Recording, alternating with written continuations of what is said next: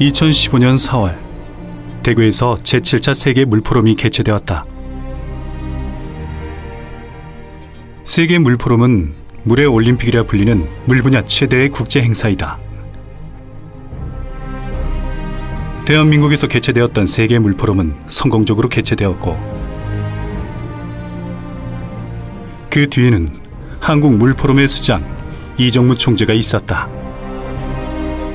언제라도 자기가 최선을 다하면은 반드시 그에 상응하는 결과가 있다는 그런 신조를 가지고 있습니다. 이정무 총재가 걸어온 길은 늘 변혁이 있었고, 그 변혁의 중심엔 이정무 총재의 혁신적인 판단이 있었다. 이정무 총재, 그는 그의 시절을, 그의 시대를, 그의 소신과 판단으로 만들어 왔다.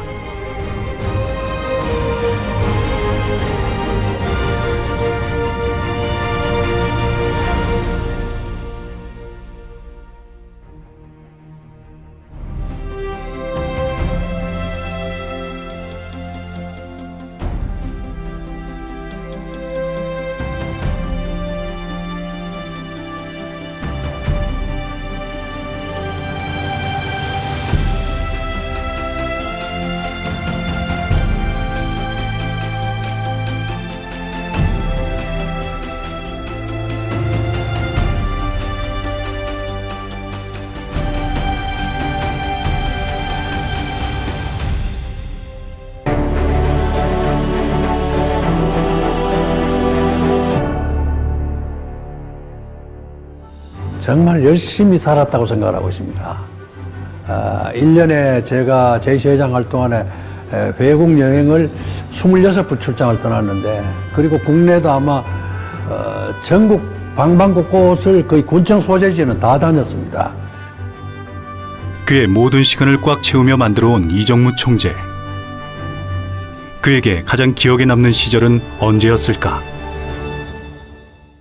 제 시절에 기억에 남는 사람이 너무나 많지요. 아마 전국 군청 소재지에 이정무라는 이름을 기억하는 사람이 200명 이상 지금도 있습니다. 그만큼 각곳에 많은 인연을 맺고 또 좋은 도움을 받고 또 많은 교류를 했었습니다.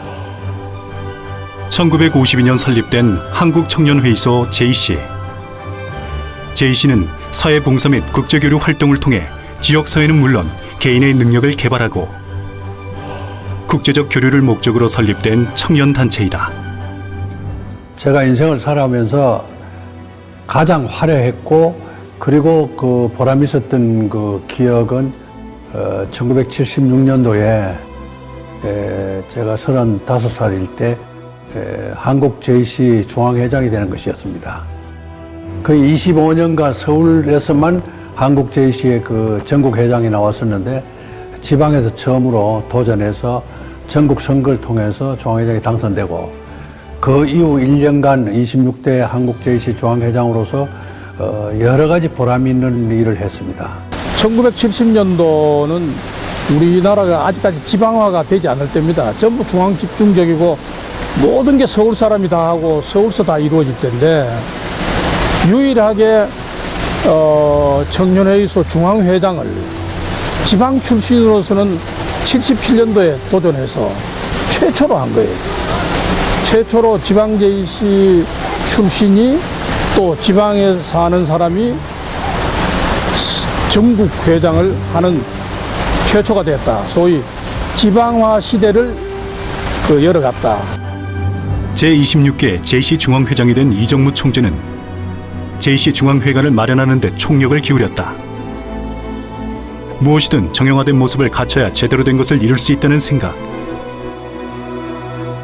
그것이 JC 중앙회관을 마련한 이유였다. 오랫동안 전세집에서 물든 한국 JC 회관을 만든 일이라든지, 그리고 일본하고 여러 가지 현안 문제가 많았는데 한국 JC를 일본의 교포사회에 심는 문제를 해결한다든지, 특히 일본 그 당시에 후쿠다 수상이 초청을 받아서 일본을 방문해서 청년 대표로서 한국의 여러 가지 문제를 해결하는 데 앞장섰고, 특히 제일교포의 사회적, 문화적, 차별에 대해서 여러 가지 레포트를 내고 직접 수상에게 말씀드릴 수 있는 기회를 만든 것이 굉장히 보람 있는 일이었습니다.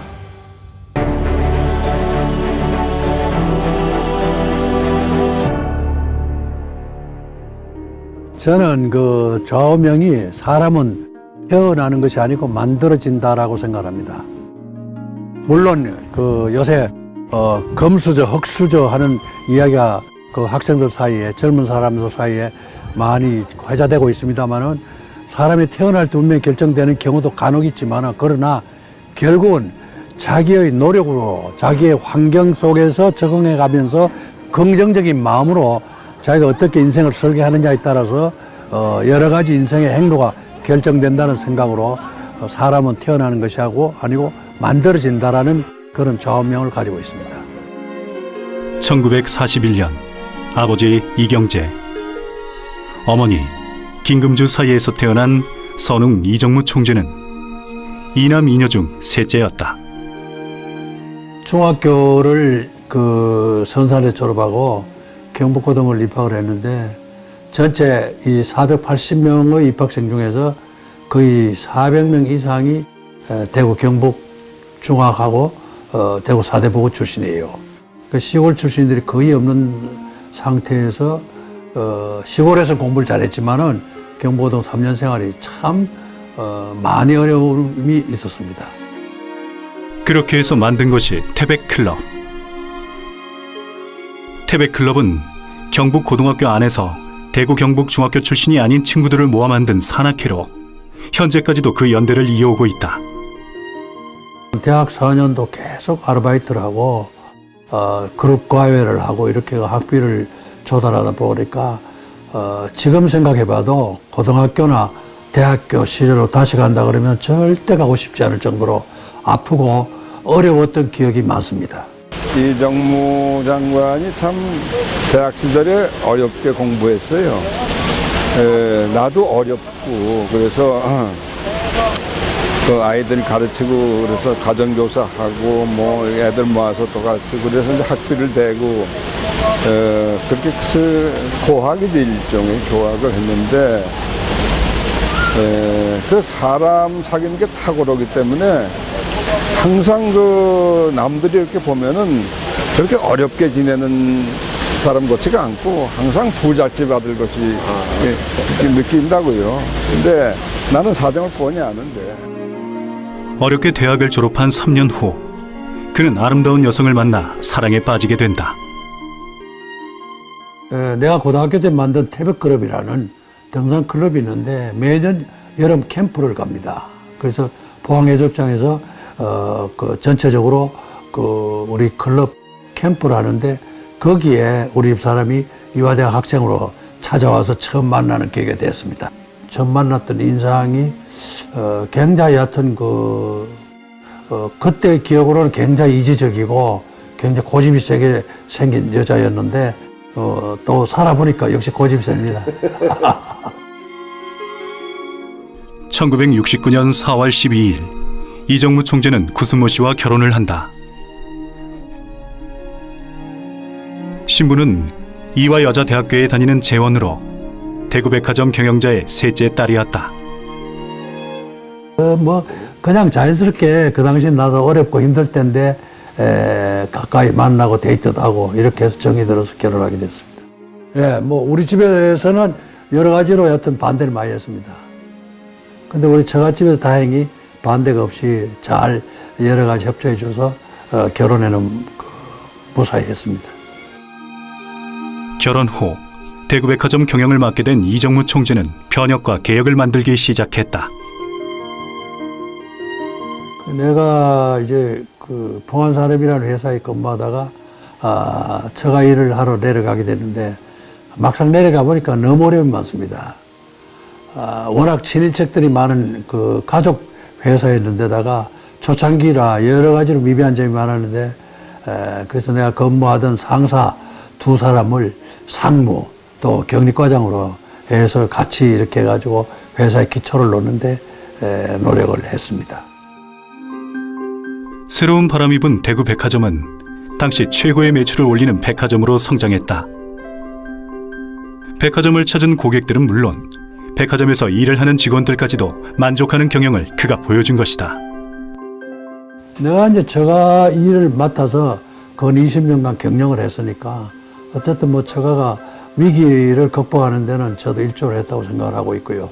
그러니까 그 경영을 하다 보니까 아무래도 우리하고는 그 생각이 다른 장인이 오나니까 굉장한 다툼이 있었습니다. 어떨 때는 그것 때문에 내 마음이 상해서 제가 한 2, 3개월 해외를 나가고 이럴 정도로 마음이 상하고 다툼이 많았습니다. 그런 다툼과 갈등이 계속 일할 동안에 지속됐기 때문에 스트레스가 많았죠.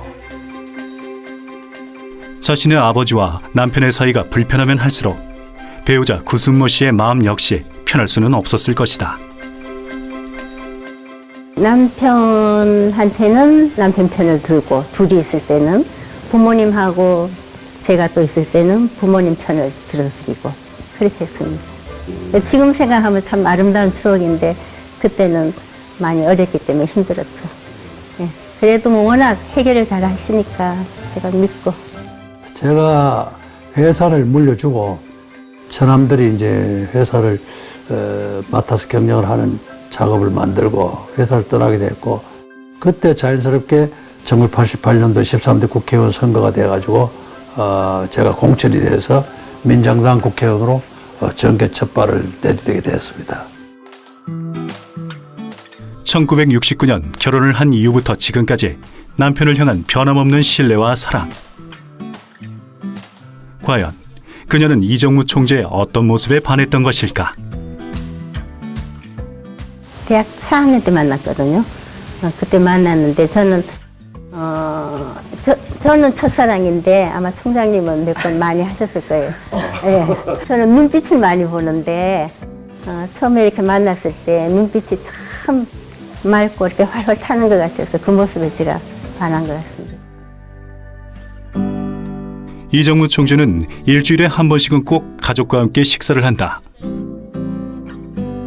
슬아의 아들 2명과 딸 1명, 이렇게 3남매를 둔 이정무 총재. 부부에게는 이 시간이 일주일 중 가장 행복한 일정이다. 자녀는 물론 손자, 손녀들까지 함께하는 시간이기 때문이다. 그동안 우리 가정의 든든한 버팀목으로서 또 헌신과 사랑을 듬뿍 주신 남편에게 감사와 존경심과 사랑을 드립니다. 저희 아버지는 저한테는 친구 같은 아버지셨어요. 지금도 친구 같은 아버지시고요. 항상 아버지라는 분은 특히 아들들한테, 남자들에게는 좀 엄격함, 그리고 뭐 그 뒤에 감춰져 있는 사랑, 이런 얘기를 많이 하는데 저희 아버지는 항상 저에게 표현을 잘하셨고 저희가 친구처럼 다가가기 좋으신 분이었고 항상 저희 입장에서 얘기도 들어주시고 이해하려고 해주신 그런 분이셨어요. 모든 아들이 아버지를 존경하겠지만 저희 아버님은 제가 아버지 아들이어서도 아버지여서도 존경을 하고 또 가장으로서 사업가로서 한 남자로서 모든 면에서 너무 존경스러운 분이세요. 제일 존경하는 게 사실은 저는 축복을 받아서 좋은 집안에 태어났지만 저희 아버지께서는 참 힘든 환경에서 나셔가지고 공부를 하셔서 그리고 이제 오늘 저희들이 이렇게 있을 수 있는 이제 터전을 마련을 해주셨는데 그 부분에서 물론 고생해서 이제 성공하신 분들은 많이 계시겠지만 사람이라면 본성이 그렇게 성공한 부분에 대해서 좀 보상을 받기를 원한다든지 하는데 아버님은 본인이 고생해서 읽어놓으신 거를 다 베풀기만 하셨어요. 그리고 저희들한테도 너희들이 받았던 사랑은 가족들한테, 애들한테 이제 베풀어줘라 라고 말씀하시는 거고.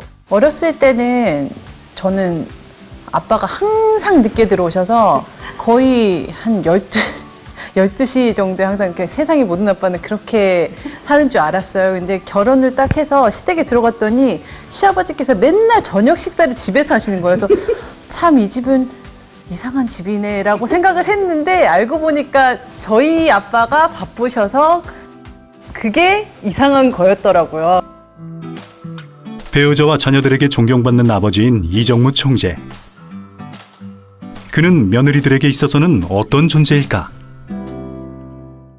저희 아버님은 굉장히 포근하신 분이신 것 같아요. 제가 지금 아이 셋을 키우고 있는데 항상 네가 고생이 많다 다독여주시고 아이들 간식 꼭 맛있는 거 사 먹이라고 항상 용돈도 지어주시고 정말 따뜻하고 감사하고 사랑합니다, 아버님. 제가 이제 워킹 맘이자 이제 며느리인데 항상 일을 하는 거를 되게 격려를 많이 해주시고 그래서 되게 항상 감사한 분이죠.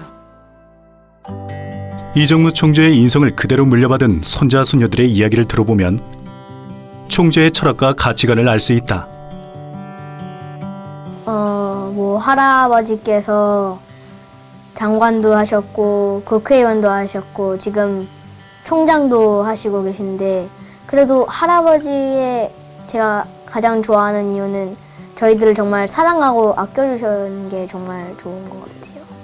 인생에 대한 조언을 많이 해주셨어요. 그래서 아마 저가 외동인데 주변에서 아무도 외동이라고 생각을 잘 안 하거든요. 그 이유 중에 하나가 아마 제일 큰 이유는 할아버지께서 어렸을 때부터 배려를 되게 강조를 하셨고 또 남에게 이렇게 도움을 주고 남에게 나누는 삶이 얼마나 기쁜 건지 항상 말씀해 주셔서 그 생각을 항상 하다 보니까 뭐 사촌들한테도 더 잘해주게 되고 그 어르신들한테도 더 잘하게 되고 그런 것 같습니다. 제가 엄마한테 홍남 속성에서 항상 그 할머니랑 할아버지한테 위로를 받는 걸 좋아하는데요. 할아버지께서 특별히 저한테 그걸 위로해 주시고 어떻게 해야 하는지 엄마랑 어떻게 해야 하는지 다 알려주셔서요. 할아버지랑 있으면 항상 마음이 편하네요. 올해 전교 부회장도 했었는데 제가 그 전교 부회장이 된 것 같은 이유 중에 하나가 할아버지의 그 리더십의 피가 흐르는 게 아닌가 그렇게 생각을 합니다. 할아버지 저에게 이렇게 좋은 리더십을 주셔서 정말 감사합니다. 할아버지 사랑해요. 제가 막내라서 더 많이 예뻐해 주셔서 감사해요. 할아버지 사랑해요. 예뻐해 주셔가지고 저는 할아버지가 좋아요. 할아버지 사랑해요. 자식을 키우는 입장에서는 그런 아버지 같은 아빠가 되고 싶고 또 그렇게 기억에 남는 그런 부모가 되고 싶죠. 아버지 감사합니다. 제가 그 미국에서 MBA를 마치고 직장도 이제 괜찮은 데를 들어갔거든요. 그래서 이제 회사를 다니다가 생각을 해보니까 지금까지 이렇게 있게 된 게 저한테 동기부여를 준 게 아버님한테 인정받겠다라는 약간 그런 그 마음이 동기부여가 아니었나. 지금까지 굉장히 행복한 거예요. 그죠? 행복한 거지만 앞으로는 그런 건강하신 모습을 오랫동안 이렇게 볼 수 있으면 참 좋겠지만 그게 이제 시간이라는 게 또 그렇지 않을 수가 있잖아요. 그러다 보면은 있을 때 저희가 다 가자.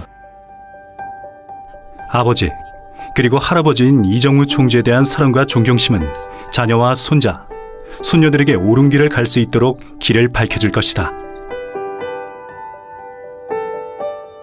아버지, 당신은 건강한 신체를 저에게 주셨고 어려울 때 힘이 되어 주셨고 모든 일에 판단할 수 있는 사고 능력을 주셨고 넓은 마음으로 사람을 대할 수 있는 지혜를 주셨고 편안하게 사람을 대하는 방법을 가르쳐 주셨고 다양한 친구들을 가질 수 있는 성격을 주셨고 앞에 나설 수 있는 용기와 능력을 주셨고 남에게 인색하지 않을 수 있는 풍요로움을 주셨고 베풀 수 있는 여유를 허락해 주셨고 남 앞에서 비굴하지 않아도 되는 자존심을 주셨고 세상을 넓게 볼 수 있는 기회를 주셨고 사랑하는 어머니와 형, 동생을 주셨습니다. 아버지, 당신은 제 인생의 가장 큰 벽불이십니다. 감사합니다, 아버지.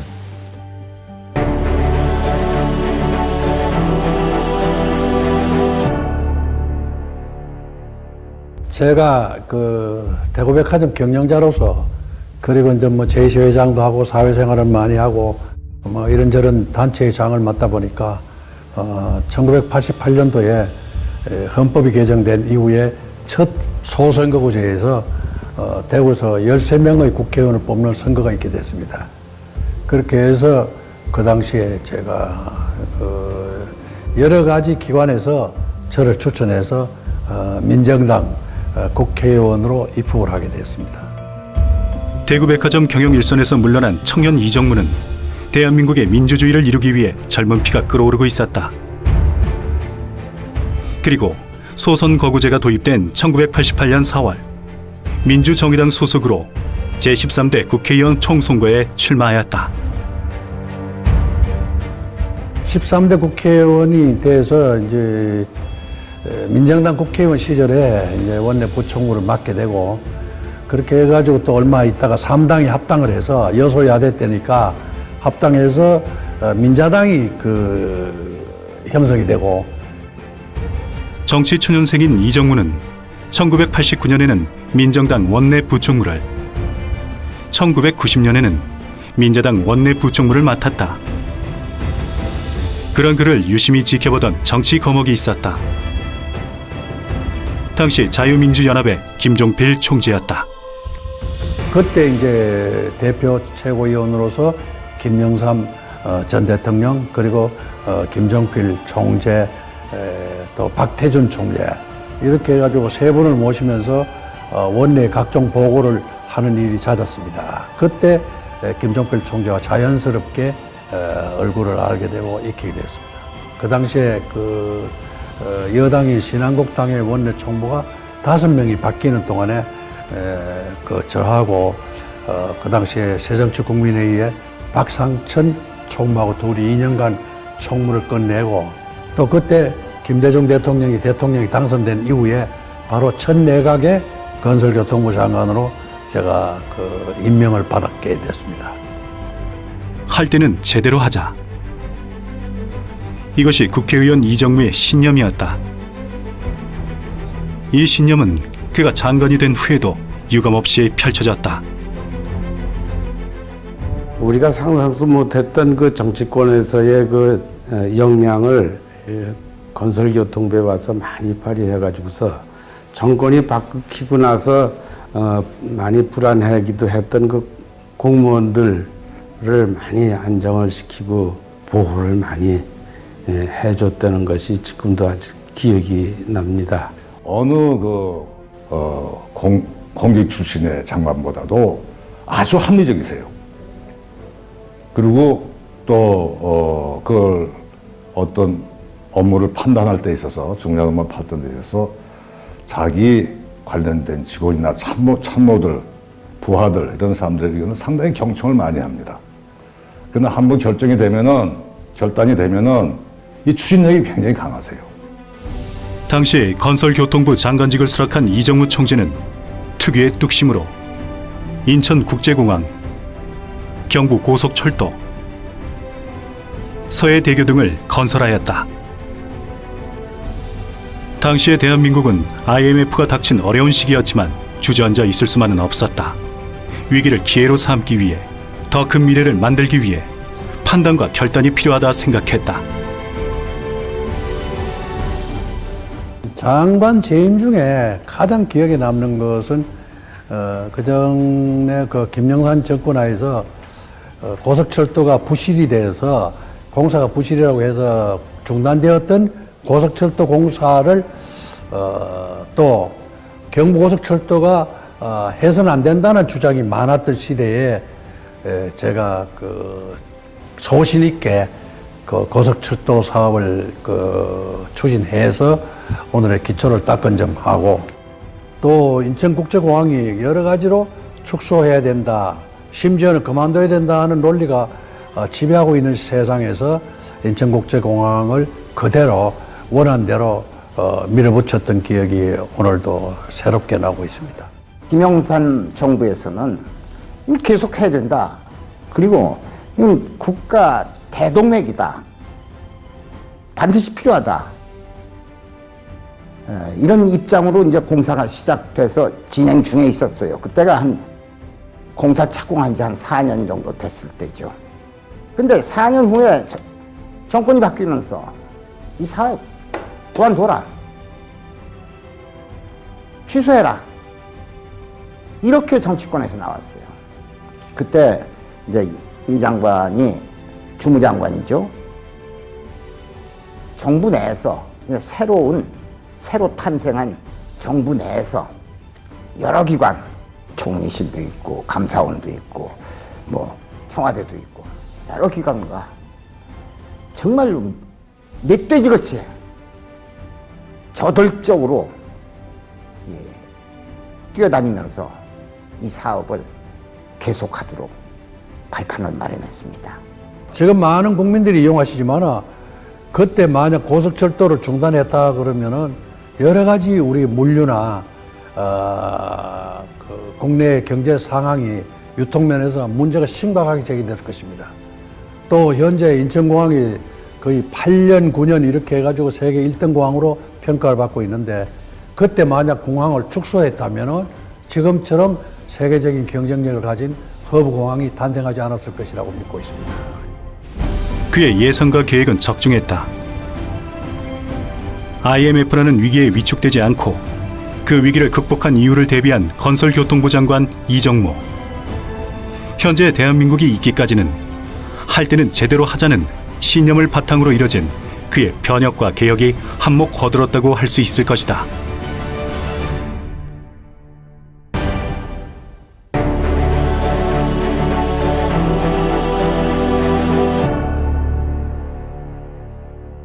정치를 그만두고 이제 쉬고 있는데 국립한국체육대학교 교수협의회에서 연락이 와서 총장을 해달라고 했습니다. 그래서 교수협의회에서 전체 그 교수의 추천을 받아서 총장을 하는 줄 알았는데 막상 도장을 찍고 나니까 선거를 붙이는 거예요. 그래서 어쩔 수 없이 숙명적으로 다시 또 선거를 해서 3명이 나와가지고 제가 2차 투표까지 가서 총장이 선출됐습니다. 이것이 이정무 총재와 학계의 첫 인연이었다. 국립한국체육대학교 총장으로 재직하면서 할 때는 제대로 하자는 그의 신념은 또다시 발휘되었다.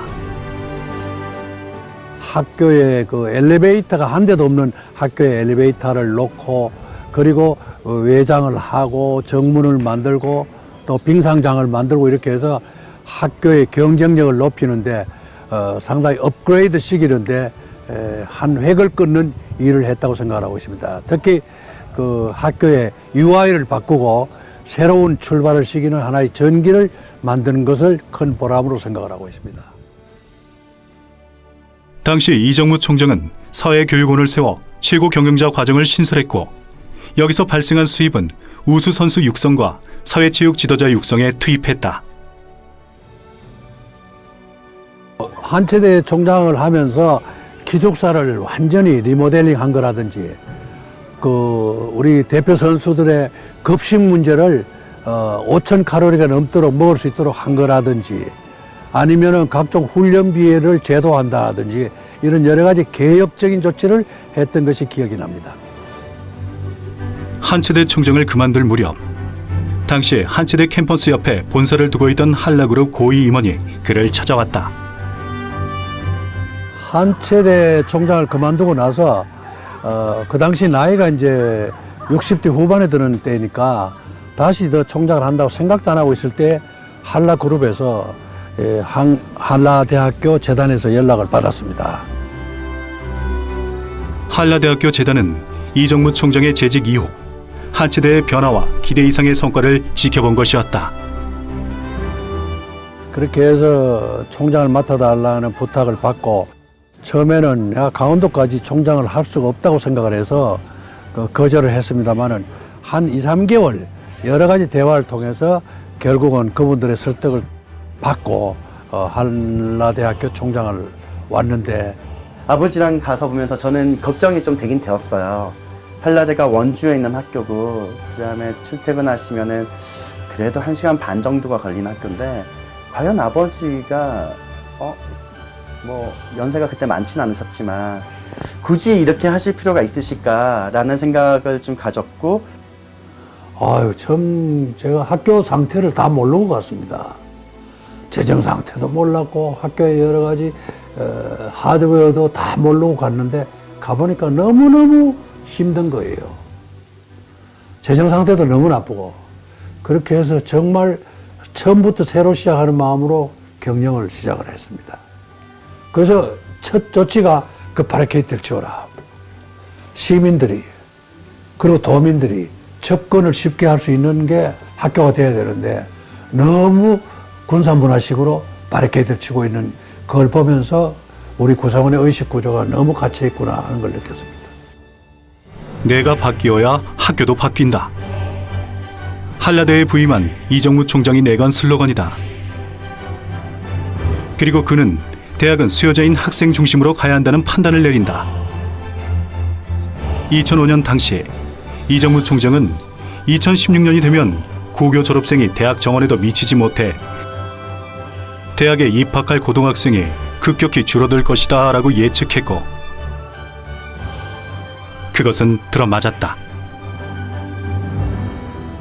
총장님이 오시기 전에 리더십에 좀 문제가 있었습니다. 전임 총장님들이 좀 확고한 목표와 비전을 가지고 학교를 이끌지 못하셔서 구성원들 간에 여러 가지 대립이라든지 갈등이라든지 그런 것들이 있었거든요. 사실 이제 교수님들 사이에는 어떤 게 있냐면 그때까지만 해도 이제 워낙 갈등이 많고 교수님들 사이에 그 학생들을 예를 들어서 이제 모집하는데 홍보 활동을 하는데도 갈등이 많고 이런 상황에서 이제 새로운 총장님이 오셨다. 그러면 이제 어떤 생각을 했냐면 과연 저분이 어떻게 할 건가? 한번 지켜보자 어떻게 했는지. 또는 뭘 하면 저게 진짜 뭘 될까? 아니면 저거는 아닌 것 같은데 이제 이런 부정적인 시각들이 많이 있죠. 전 그 교직원들 앞에서 현관에 내가 변해야 학교가 바뀐다라고 슬로건을 내걸고 의식 개조를 했는 것이 가장 기억에 남습니다. 대학교는 대학생이 중심이 돼야 되고 수요자에게 다가가는 교육 시스템을 만들어야 되고 또 거기에 따른 서비스를 해야 되는데 그 점에 관해서 우리 교수들이나 교직원의 인식의 전환이 아주 혁명적으로 바꾸었다고 생각하고 또 그 결과 이제는 그 당시 제가 왔을 때 2,000명 미만이던 학교가 4,000명 이상의 재학생을 가진 작지만은 강한 대학으로 성장한 원천이 되었다고 생각하고 있습니다. 이정무 총장은 학내 조명도, 화장실, 식당, 책걸상 등을 개선하고 기숙사를 만들어 타 지역 학생들을 유치했다. 서울에서 통학하는 학생들을 위해 주요 거점을 연결하는 교통 서비스도 제공했다. 우리가 학교 학생 모집하는데 지방대학으로서 너무 어려운데 이거 해결 방법이 뭐가 있나 고민했죠. 근데 그 중에 하나가 뭐였냐면 기숙사를 좀 지으면 학생들 모집하기가 좀 좋지 않겠냐. 학생들이 공부하는 그런 그 분위기를 더 잘 만들 수 있지 않겠냐 이렇게 생각을 해오고 염원이었어요. 총장님이 그걸 딱 들으시고 내가 개인 보증을 서서라도 이거를 짓겠다. 이래가지고 경찰의 공제조합에다가 총장님 개인 보증을 서서 돈을 빌려와가지고 기숙사를 졌어요. 입장을 바꾸려고 생각해보세요. 내가 어느 조직에 소속돼 있을 때 과연 그렇게 할 수 있을 건가. 내가 그 조직이 뭔데? 난 잠깐 있다 가면 그만인데 내가 왜 보증을 서가지고 잘못되면 그걸 내가 변제를 해야 되는 상황인데 왜 그렇게 해야 되나. 이거 진짜 쉽지 않은 일이에요. 근데 선뜻 총장님은 여성에 대한 의식이 정말 앞서가는 분이십니다. 우리 학교 보면 여학생 휴게실이 있어요. 여학생 휴게실에 침대, 고데기, 아이들 화장할 수 있는 조명, 남학생들이 부러워할 정도로 여학생을 위한 시설이 잘 돼 있습니다. 그리고 우리 여교수들도 정기적으로 만나서 밥도 사주시고 배려도 해주시고 그래서 또 총장님이 계셨기 때문에 우리 학교의 여학생들, 여자 교수들이 훨씬 더 좋은 분위기, 좋은 환경에서 일하고 공부할 수 있지 않나 싶습니다. 한라대학교가 깨끗해지는데 정말 우리 총장님의 역할이 컸다고 생각합니다. 2011년 처음 한라대학교하고 인연을 맺었습니다. 광고를 보고 교수 지원을 했고 정말 그 사이에 어떠한 전화 연락 아무것도 없었어요. 아마 한라대학교가 아니었으면 이렇게 깨끗한 과정을 통해서 교수 임용이 되지 않았을 거라고 생각을 합니다. 그래서 저는 한라의 재단도 깨끗하고 또 총장님께서 이렇게 깨끗한 학교의 전통을 만들어 주셨고, 그래서 한라대학교가 지난 20년 동안 괄목할 만한 성장을 거둔 그 저변에는 깨끗한 학교, 청렴한 학교, 그다음 어떤 뇌물이나 부패가 없는 학교, 그래서 그 부분에서 총장님이 계셨었기 때문에 이게 가능하지 않았나. 네, 저희 총장님께서는 학생들에게 좀 더 다가가고자 학생들의 말을 기울여 주시는데요. 제가 작년에 비해서 올해는 좀 더 학생들에게 복지를 많이 해주시는 것 같아요. 버스 앞에서 팔아서 설치하는 거나 밥도 많이 써줬고요. 안녕하세요. 저는 신입생인데요. 처음에 고등학교 3학년 때 막연하게 가지고 있던 캠퍼스 라이프 같은 게 있잖아요. 그래갖고 여기서는 되게 그런 게 잘 갖춰져 있는 것 같아요. 친구들이랑 밖에서 밥도 같이 먹을 수 있는 공간도 많고, 이야기할 수 있는 공간도 많고, 또 친구들이 뿐만 아니라 교수님들과도 함께 이야기할 수 있는 공간들이 많아서 굉장히 좋은 것 같아요. 제가 총학생회장이 당선되고 나서 총장님이랑 두부전골을 먹으러 간 적이 있어요. 그때 첫 인상은 정말 딱딱하고 무서웠는데 얘기를 나눠보니까 이제 인자하시고 학생들을 위해 학교의 발전과 변화를 이제 이바지하셨던 분입니다. 이번에 총장님께서 임기가 끝나시는 걸로 알고 있는데 정말 아쉽습니다. 이렇게 학교의 발전과 변화를 제가 1학년 때부터 느꼈던 게 너무 큰데 정말 고생 많으셨습니다, 이정문 총장님. 부드러운 아버지 느낌? 총장님은 제2의 제 아버지십니다. 총장님 사랑합니다. 20년간 최고 경영자로 살았고 정치와 공직을 맡아 다양한 경험을 쌓은 독특한 이력의 총장 이정무. 그가 한라대학교에서 보인 후왕양성의 리더십은 현재 응원과 격려, 그리고 우수대학 평가로 그 결과가 돌아오고 있다.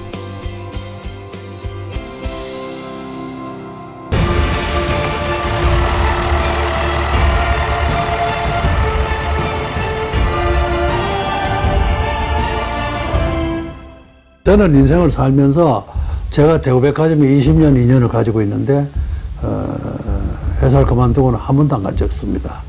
사장실 한 번도 간 적이 없고, 한국체육대학 총장을 떠난 이후에 한국체육대학교를 한 번 간 적이 없습니다. 또 제가 여의도를 떠난 거는 거의 어떤 경우도 간에 국회를 가지 않습니다. 항상 떠난 사람은 돌아보지 말고 다른 일을 해야지. 특히 정치하면서 말이지, 떠난 사람이 와서 계속 시시콜콜 미련을 두고 간섭하는 게 너무너무 꼴불견이라고 생각했기 때문에 저는 인생을 살면서 뒤를 돌아보지 않는 그런 족적을 남기고 싶어 합니다. 이정무 총재. 그는 뒤를 돌아보지만 후회를 하지 않는 사람입니다. 일을 맡을 땐 최선을 다하지만 일을 마치면 미련을 두지 않는 사람입니다. 대우받기를 원하지 않지만 품위를 잃지 않는 사람입니다. 또 우리 집에 그 가훈은 진인사 대천명으로 항상 최선을 다하고 하늘의 명을 기다리는 그런 인생을 살아왔기 때문에 지금 제가 조금 나이가 들어도 그런 마음가짐으로 인생을 살아갈 예정입니다. 시대를 변화시키고 개혁한 사람 선웅 이정무. 그는 태어난 것이 아니라 스스로를 만들어간 영웅이었다.